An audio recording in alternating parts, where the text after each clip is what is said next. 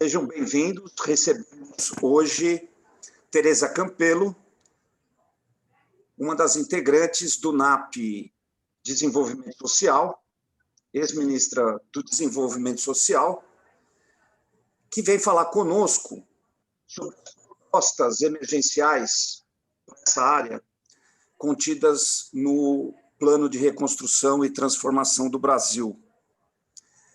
É uma área que tem conexão com todas as demais, não é, Tereza? Seja bem-vinda. Obrigado, Isaías. É uma oportunidade excelente a gente poder voltar a falar do nosso plano. Eu acho que talvez a primeira grande questão a lembrar quem está nos lendo, nos assistindo, ouvindo, que o plano, na verdade, ele se organiza, né, tanto pensando em medidas emergenciais, né? Então, o que tínhamos já que está fazendo no Brasil desde o início de 2020, né, principalmente depois que a pandemia chegou ao país em março. Então, o que a gente tinha que fazer imediatamente para poder atravessar esse período, que é o período da pandemia, é o que a gente chamava de medidas emergenciais, como ele traz um conjunto de medidas para a saída da situação emergencial, considerando que a gente não quer voltar para o que as pessoas começaram a chamar de novo normal. Nós não queremos um novo normal, nós queremos avançar em um conjunto de políticas públicas que permitam que o Brasil possa transitar para um modelo de desenvolvimento econômico justo, sustentável, inclusivo, né, sustentável do ponto de vista ambiental. Então, a gente organizou o plano, né, que contou aí com mais de 600 pessoas e com multissetorial, intersetorial, né, envolvendo aí atores de várias das mais diversas profissões, áreas de conhecimento, ativistas, movimento social, pensando nisso. Como enfrentar a crise, que é uma crise que a gente sabe que não é só sanitária, né? Como enfrentar a crise sanitária, econômica, social e política que o Brasil está vivendo e como construir, a partir, inclusive, dessas medidas emergenciais, uma saída que permita que a gente saia da crise e tenha um pós-Covid com um país ainda melhor. Então, o plano ele foi pensado desde o começo nesses termos, né? E aí, apesar de a gente ter construído o plano em julho, agosto, setembro do ano passado, se a gente olhar hoje, Isaías, o plano ele continua muito atual, infelizmente, né? Por quê? Porque a crise sanitária, econômica, política e social só piorou.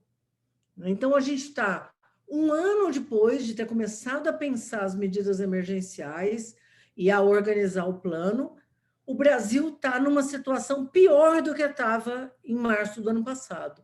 Então, mais do que nunca, o plano ele é atualíssimo, né? As medidas são necessárias, né? Então, a gente vai falar um pouco hoje das medidas emergenciais, mas lembrando que, assim, na verdade, todo esse bloco de medidas ele tinha que estar sendo implementado desde março do ano passado. Se isso tivesse acontecido, certamente hoje a gente estaria numa outra situação, e não muito pior. Então, por que eu digo que o plano, que hoje o Brasil está pior do que em março do ano passado? Olha só, em março do ano passado, quando começou a pandemia e que a gente começou a brigar pelo auxílio emergencial, o Brasil tinha 12 milhões de desempregados.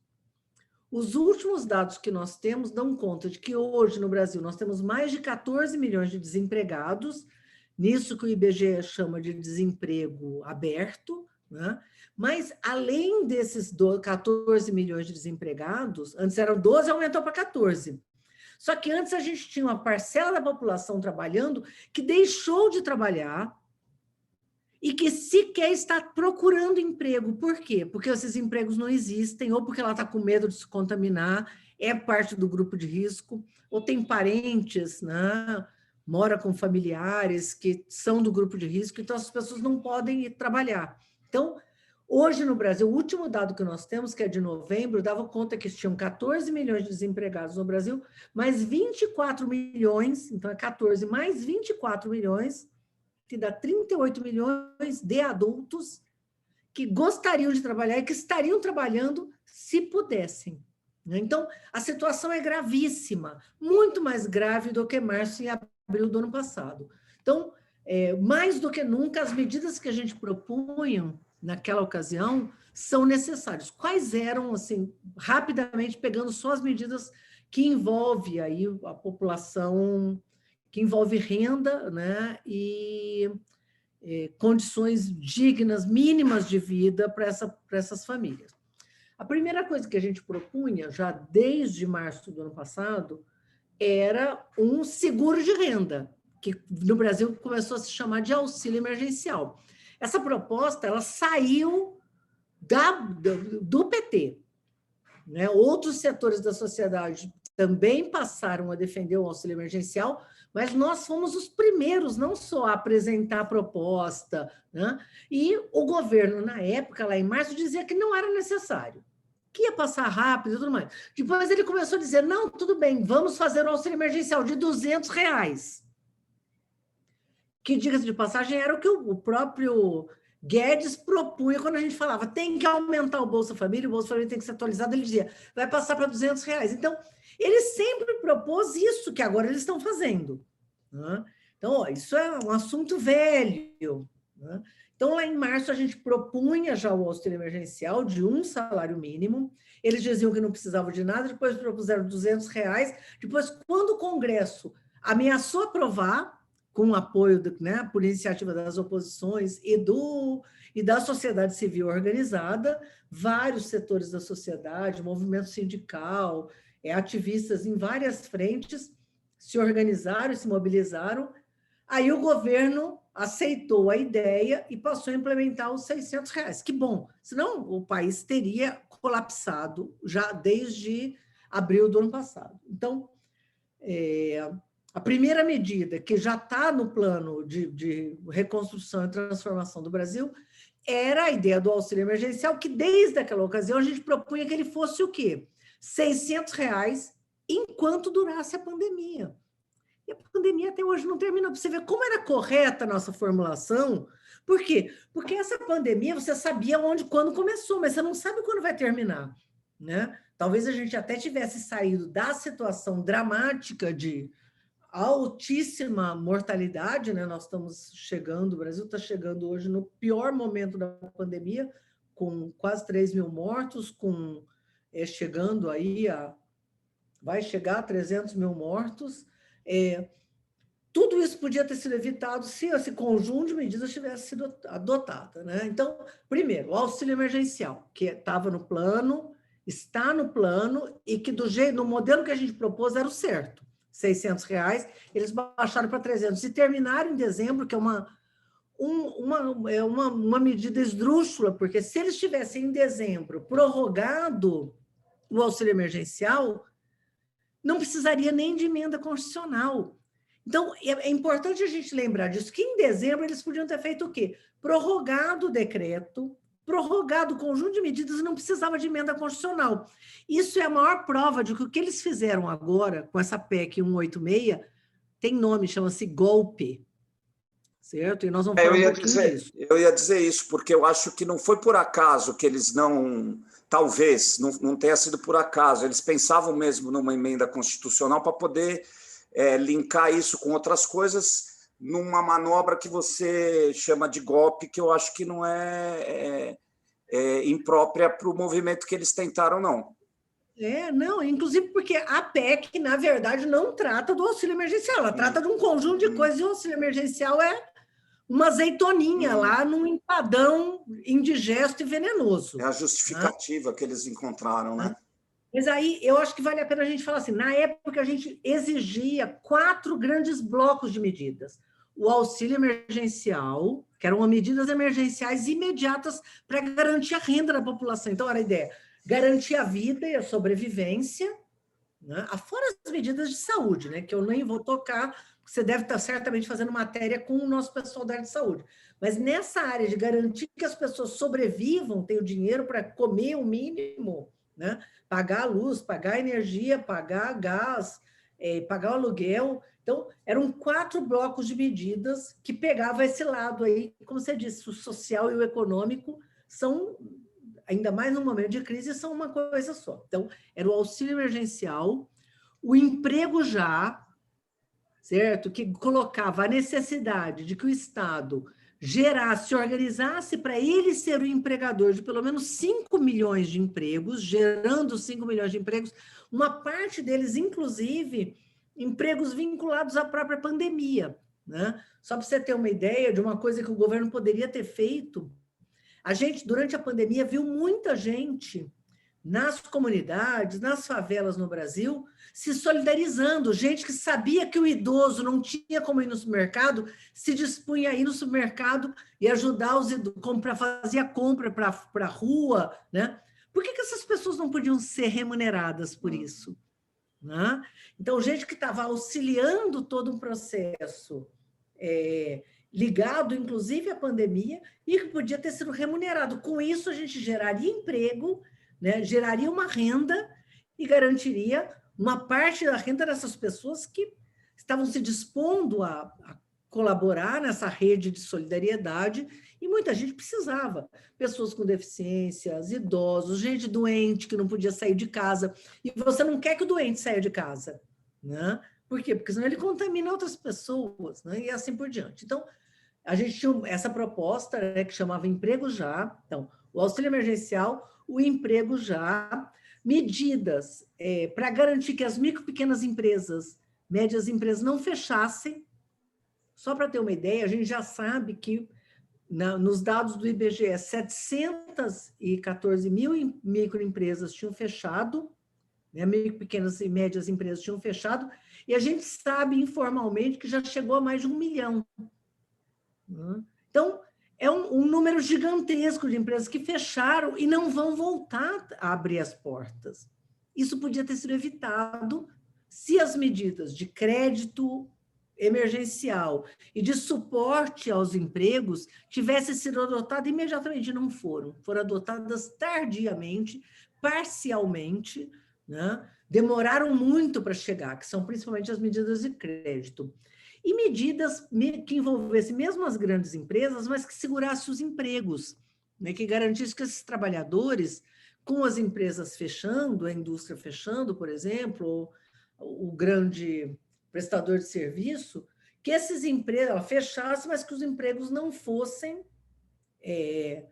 que o mercado de trabalho não fosse desorganizado. Então, esses 4 blocos de medidas, esse bloco de medidas que envolve essas 4 medidas que eu citei, elas teriam permitido que a gente atravessasse a crise sem esse número escandaloso de empregos, de desemprego que eu comentei no começo, né? 14 milhões mais 24 milhões de pessoas completamente a descoberto. Então, se a gente tivesse feito isso, a gente passaria por um momento difícil, como todos os outros países passaram, né? Desde países desenvolvidos, Inglaterra, Alemanha, França, Portugal, né? Até países médios que tomaram medidas e conseguiram segurar minimamente a economia funcionando, como é o caso do Chile, por exemplo. Não estamos nem falando de países progressistas, estamos falando de um país de direita, né? Sim. Ou países liberais clássicos, né? Neoliberais clássicos. A Inglaterra,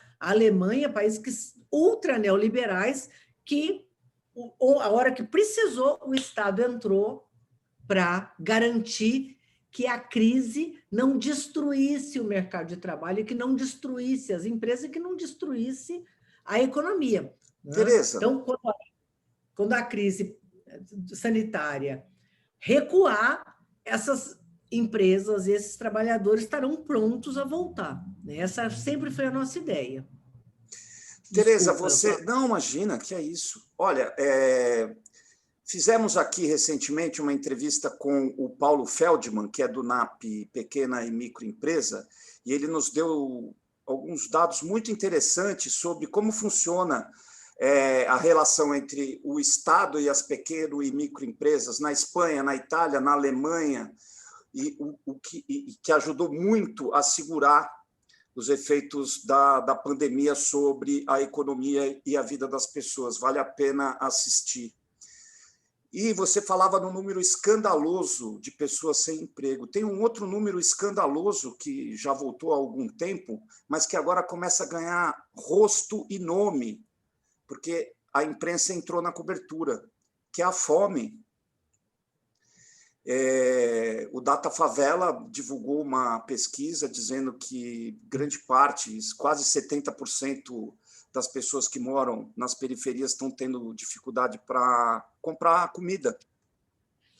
Só a pandemia explica isso? Ou a quebra da safra, mudanças climáticas, ou existe algo além da pandemia?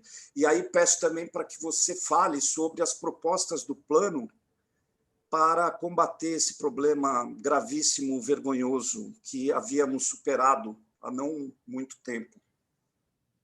Olha só, nós estamos vivendo uma confluência de problemas e assim como depois a gente volta a falar da PEC, tá? Que eu queria comentar sobre isso também. Assim, pegando esse assunto da fome, é verdade, hoje saíram, né, os dados do Data Favela mostrando que as pessoas estão comendo menos, né? A maior parte das famílias nas favelas passa um dia no mês sem comer, certo? E já reduziu o número de refeições, né? De 2,4 refeições por dia, né? Que isso eu sempre falava de vírgula, refeição é estranho, né? Mas para menos de 2 refeições por dia, né? Então, isso significa, em geral, que quem está comendo são as crianças, ou os adultos provavelmente estão comendo uma vez por dia só, né? É muito comum a gente que conhece a população pobre, né? Principalmente as mulheres, quando falta comida em casa, eles dão dão comida para as crianças e ficam sem comer. Eu comi uma vez por dia, que é o que já está acontecendo no Brasil. Então, assim, a gente volta não só para um quadro de fome, mas um quadro de desnutrição que começa a atingir as nossas crianças. Isso acontece num momento dramático, onde o preço dos alimentos cresceu. Né? Então, você vê, disparou o preço de alimentos básicos, né? De arroz, de feijão, de óleo, de legumes, né? Batata, tomate. Então, você tem, num momento que a população ficou sem recurso nenhum, nós vamos ter a população pobre, que estava vivendo do auxílio emergencial, 3 meses sem renda, né? E essa população não é uma população como é a classe média alta, que tem uma economia guardada. Então, quando vive um baque, né? E uma quebra como essa perde o emprego, muita gente a crise não atingiu somente a população pobre, né? Vários outros setores foram atingidos. Mas você tem uma poupança, você vive com aquela poupança um período. A população pobre já tinha gastado essa poupança quando tinha, né, ao longo de 2020. Então, pega a população no pior momento do ponto de vista do que fazer, né, já vendeu o que tinha em casa, né, e com o preço dos alimentos e com a inflação, principalmente dos alimentos para a população pobre, crescendo. O preço das commodities tende a permanecer alto no mundo, né? E isso tem muito a ver com um movimento que eu diria tem 2 lados. Os países protegendo, né? Por exemplo, no caso do arroz, isso aconteceu claramente. Os grandes países produtores de arroz são também os grandes consumidores. Você pega a Índia, você pega a China, você pega alguns países da Oceania, que são grandes produtores e consumidores de arroz. O que eles fizeram? Pararam de exportar. Por quê? Para proteger o seu mercado interno, para proteger o seu povo. O Brasil, quando o preço do arroz no mercado internacional cresceu, o que o Brasil fez? Começou a exportar o arroz. Então, o arroz cresceu, aumentou o preço do arroz no Brasil, prejudicando massivamente a população pobre, né? Prejudicando a segurança alimentar, porque a questão do arroz para o brasileiro, ela não é somente Ah, você pode comer batata, você pode comer macarrão, você pode substituir o arroz por outra coisa. Só que, no caso do brasileiro, como a base do alimento dele, o que organiza a alimentação do brasileiro é o arroz com feijão, que, diga-se de passagem, é uma comida muito nutritiva, né? Quando você tem o arroz e o feijão no prato, ele organiza o resto. Se tiver só arroz e feijão, você já está bem alimentado, né? Fala, não, troca por macarrão. Se você só comer macarrão, você está mal alimentado.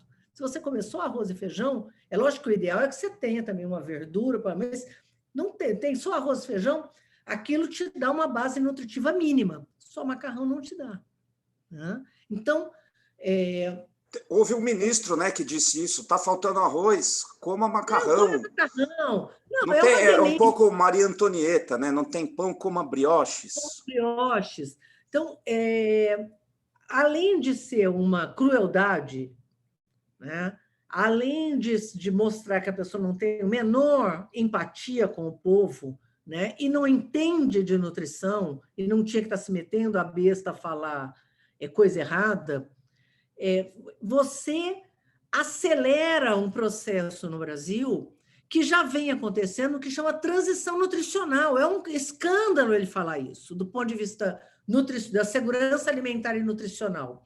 Por quê? Porque já existe um processo que muitos países viveram violentamente, perdendo a sua cultura, perdendo a sua base alimentar e começando a comer produto ultraprocessado. Então, você pega a Inglaterra, por exemplo, que eu não estou falando de países pobres, a Inglaterra tem uma base de segurança alimentar e nutricional terrível, e o povo come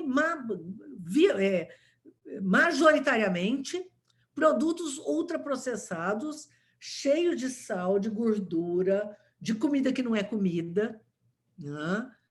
E se alimenta mal, e não só fica obeso, como ficam obesos e mal alimentados. O Brasil é um país que resiste a essa transição alimentar.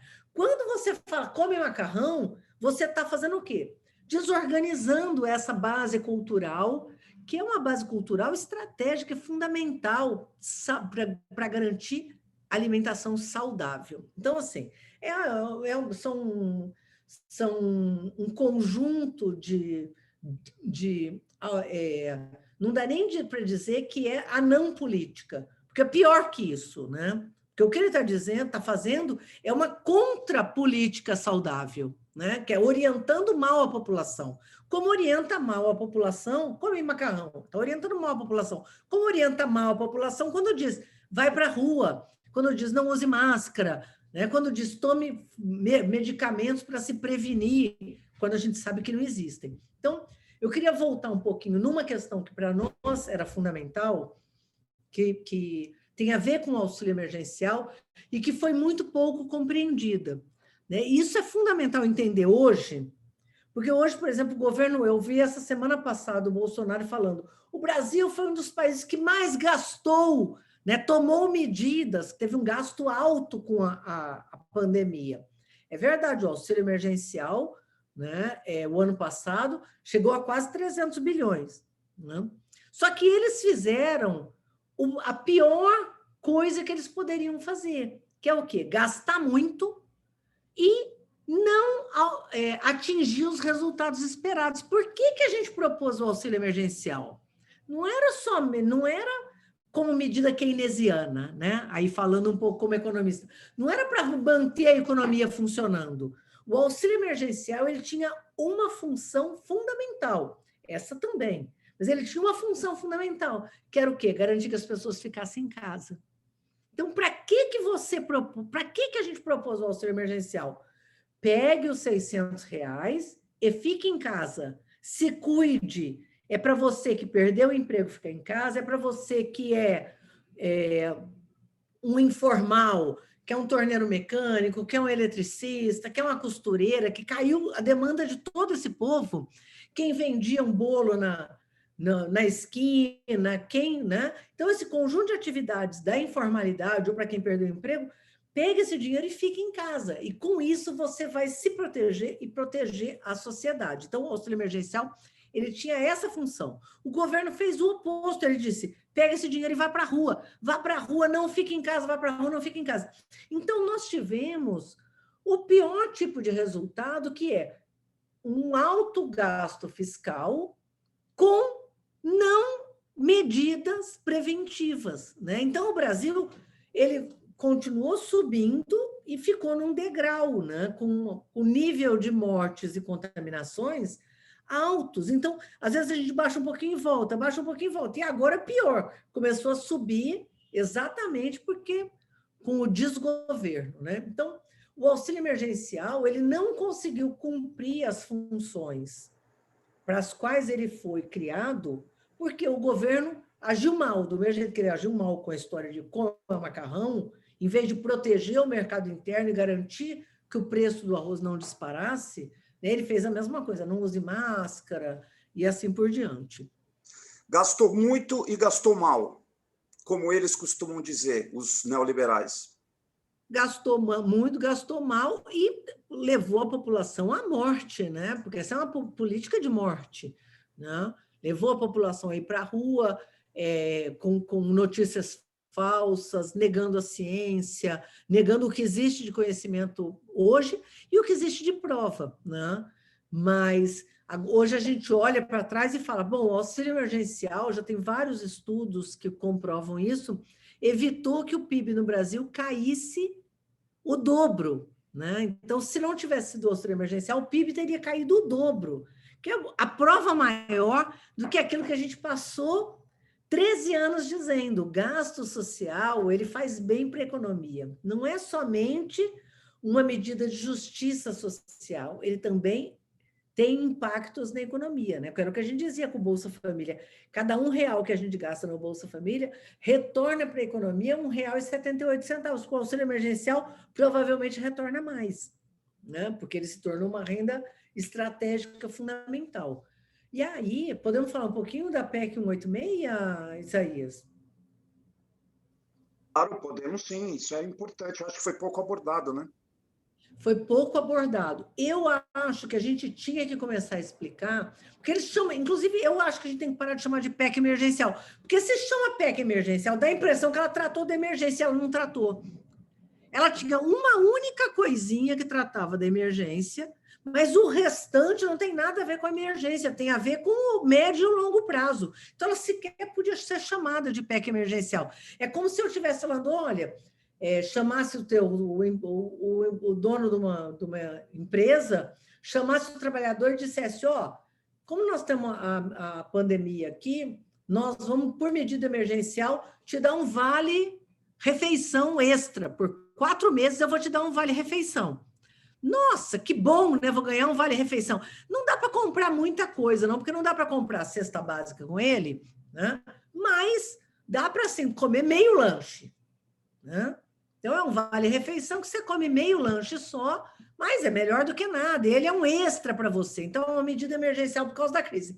Mas eu vou vender sua casa, que são as privatizações, né? Eu vou congelar o seu salário, certo? E acabar com qualquer possibilidade de valorização do seu salário e o teu filho vai deixar de ter acesso à escola, porque eu vou cortar os recursos que você usava para a escola. Então, todas as medidas estruturais que vão ter impacto na vida desse cidadão para o resto da vida, né? Em troca dele ter um vale-refeição pela metade por 4 meses. Seria isso. Então, ele fala que é um PEC emergencial, mas não é, porque a PEC tem efeitos estruturais para o resto da vida, à medida que ele viabiliza privatizações, à medida que ele corta recursos para a educação, para a saúde, para a assistência social, à medida que ele congela o salário. Aí ele fala, não, e aí ele faz toda uma cortina de fumaça dizendo que tem a ver com o auxílio emergencial. Não tem, gente, isso é uma fraude. É uma fraude. Então, é muito importante que a população se conscientize de que isso foi uma chantagem que eles fizeram e que o Congresso aceitou, não as oposições, porque nós fomos contra e denunciamos, mas a própria imprensa não noticiou isso como deveria, né? Portanto, que é super importante que vocês nos apoiem aí a divulgar o que aconteceu. O estrago pretendido inicialmente pelo governo e por sua base de apoio foi minimizado, não foi? Olha, algumas coisas não passaram, certo? Que eu acho que dá para a gente dizer que é um ganho, claro, né? Eles iam, por exemplo, a gente tem hoje um teto de gastos, mas a gente também tinha um piso para algumas políticas, que era saúde e educação. Significa o quê? Não pode gastar em saúde e educação menos do que esse piso. Eles queriam acabar com esse piso. Seria um drama, porque à medida que você acaba com o piso e está tudo congelado, você ia ter um corte na saúde e na educação no médio prazo altíssimo. Hoje, esse teto, ele canibaliza, né, as políticas sociais, né? Mas, pelo menos, saúde e educação tem um piso lá preservando. Né? Agora, por exemplo, a assistência social está sendo completamente destruída, outras políticas sociais, né, de segurança pública, de direitos das mulheres, envolvendo a questão racial, um conjunto de políticas está sendo completamente destruída, vilipendiada. Agora, você tinha pelo menos saúde e educação garantida, e eles disseram que queriam. Tem gente nossa que diz que isso era o bode, né? Sabe o que é o bode na sala? Você quer fazer uma coisa horrível, aí você bota um bode na sala, aquele bode fedido, e depois, quando você tira o bode, as pessoas começam a achar o máximo. Né? Então, assim, mas algumas dessas questões saíram, mas, mesmo assim, o estrago e o dano para a agenda social brasileira e para os direitos da Constituição Federal do Brasil, então, tem um compromisso gigantesco. Né? Então, e de médio e longo prazo não tem nada a ver com a pandemia, isso que é o mais dramático. Então, assim, tem uma frase que eu acho que é muito importante a gente afirmar o tempo todo, que é o seguinte: essas medidas não têm a ver com minimizar os efeitos da pandemia. Eles estão, na verdade, tirando vantagem da pandemia, se aproveitando da pandemia para acelerar uma agenda de destruição do Estado brasileiro, que é uma agenda que o Guedes, quando o Guedes assumiu em 2019, ele já tinha proposto isso. Então, ele propôs isso em 19, propôs isso em 20. Ele está propondo isso, aliás, desde que nasceu. Né? O bicho já nasceu ruim. Né? Então, essa linha de proposta deles é a mesma proposta que eles fizeram na campanha eleitoral e depois fizeram em 2019. E aí eles aprovam agora numa PEC que eles estão dizendo que é emergencial, não tem nada de emergencial.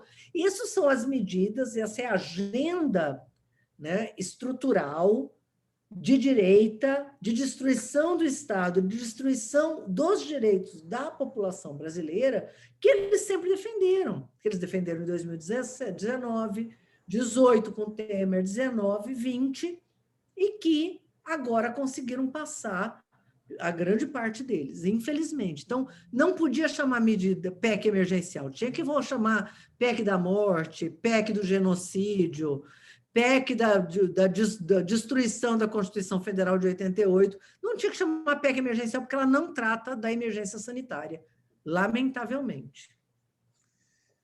Olha, e como você disse, Tereza, não houve uma cobertura crítica, eu diria que houve até uma cobertura simpática a essa agenda. Por conta não, justificando e até dizendo que foi pouco, tinha que ter sido mais. Que quem sempre defendeu que a Constituição Federal de 88 não... O povo não tem o direito à Constituição Federal, na verdade, não tem direito à educação, não tem direito à saúde, não tem direito à assistência. Quem defende essa agenda estava achando que era pouco. Né? Nós continuamos achando e vamos ter que refazer tudo de novo, né? Infelizmente. Isso é importante. Eu queria partir daí, eu acho isso muito importante. Teremos que refazer tudo de novo. Muito boa essa frase, porque ela me dá aqui a oportunidade de fazer uma pergunta que eu pretendia, mas eu pretendia uma pergunta nem tão ampla assim como você propõe. O pós-pandemia, com a possibilidade de a gente mudar essas pessoas que estão comandando o país, o que o plano propõe e você, como pesquisadora, como estudiosa, imagina para essa reconstrução, para esse refazer o país? Como é que a gente pensa ousado? O que a gente vai ter que fazer e como?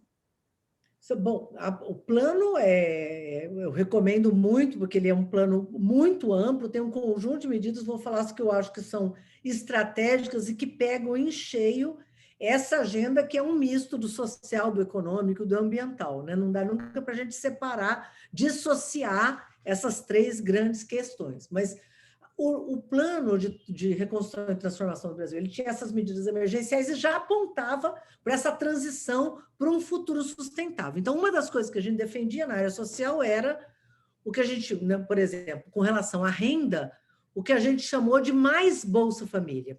O Brasil construiu um programa que é o Bolsa Família, que é conhecido e reconhecido no mundo todo como o melhor e o maior programa de transferência de renda do mundo, mas que ele, pelo tamanho da crise que o Brasil está passando, né, e na saída vai continuar vivendo, ele exige que esse Bolsa Família seja turbinado, né, vamos dizer assim. Então, ele precisa, o Bolsa Família, esse novo Bolsa Família, esse Bolsa Família para a saída da crise, né, então é auxílio emergencial enquanto tiver a crise, na saída da crise, mais Bolsa Família.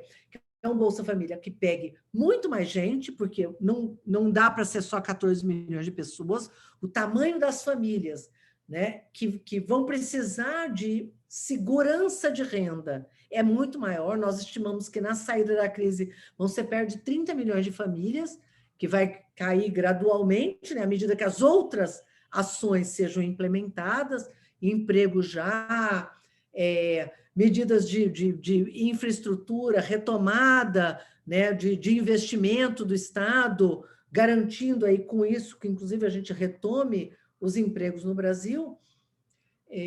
Então, ele precisará ser ampliado do ponto de vista de quem recebe e ampliado do ponto de vista dos valores.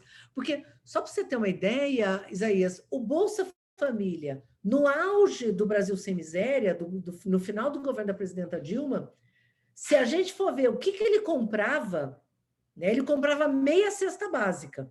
Para o Bolsa Família hoje comprar a mesma coisa, ele tinha que estar valendo no mínimo R$300. Né? Agora, no auge do governo da presidenta Dilma, a gente tinha menos de 5% de desemprego. Hoje nós estamos com mais de 20% de desemprego, se a gente for considerar nessa população emprego aberto, desemprego oculto. Então, ele não pode ser só um complemento de renda, ele tem que ser muito mais. É por isso que a gente está propondo que ele seja, em média, aí, em torno de R$600. Aí depende do tamanho da família. Tem família que vai ser menos, tem família que vai ser mais, seguindo aí a própria lógica do Bolsa Família. Então, uma primeira medida estrutural é que o Bolsa Família ele seja revisto, ampliado e adequado a essa nova realidade, a esse Brasil que sai de uma crise gigantesca com esse nível de vulnerabilidade da população. Segundo, retomada de emprego, de investimento público, com a retomada do emprego, considerando isso que o Lula falou de forma brilhante a semana passada, né?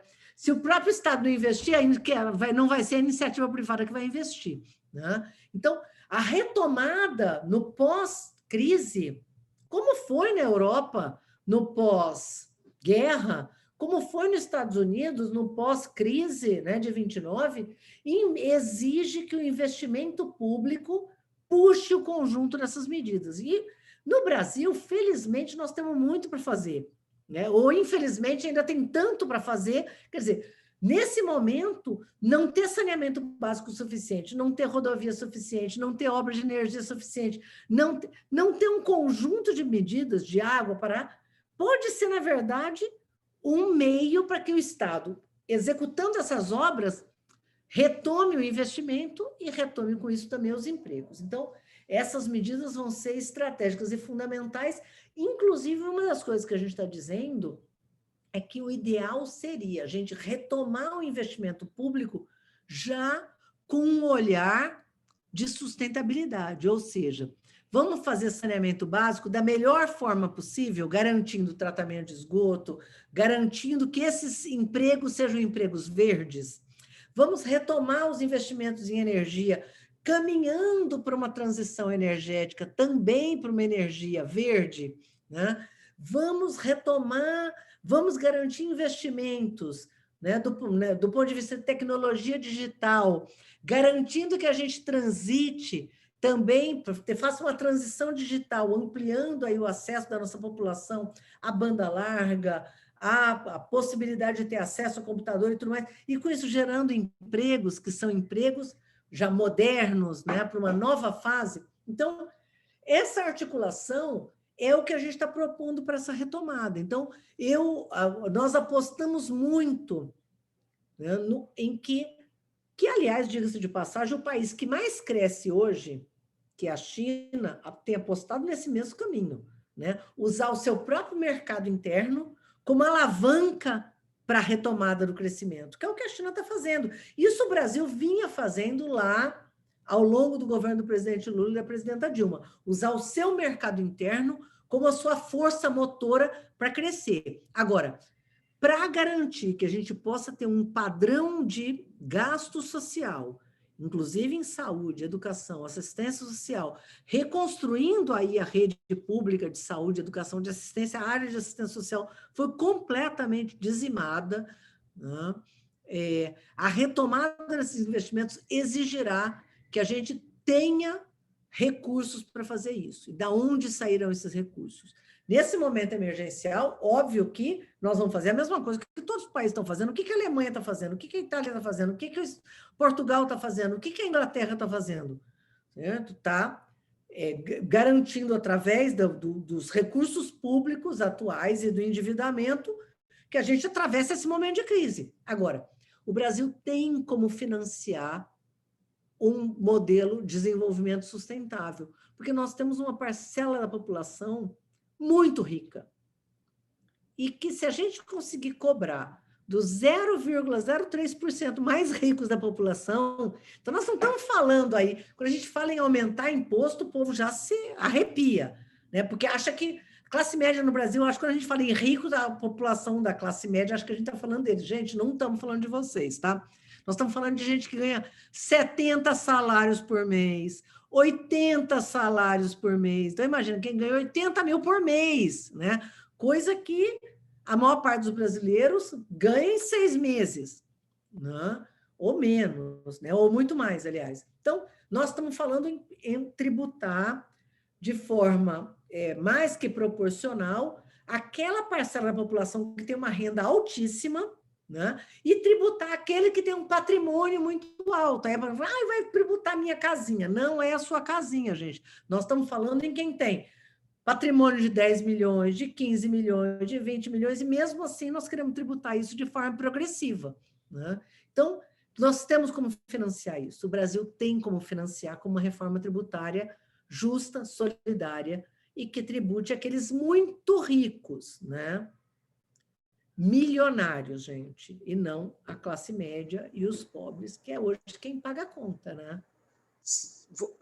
Você acredita que precisaremos também de um esforço político na reformulação da Constituição para trabalhar essa reconstrução no médio e longo prazo? Parte do que eles... A nossa Constituição, ela permitia que a gente trabalhasse, porque você já tinha previsto, por exemplo, imposto sobre grandes fortunas estava previsto.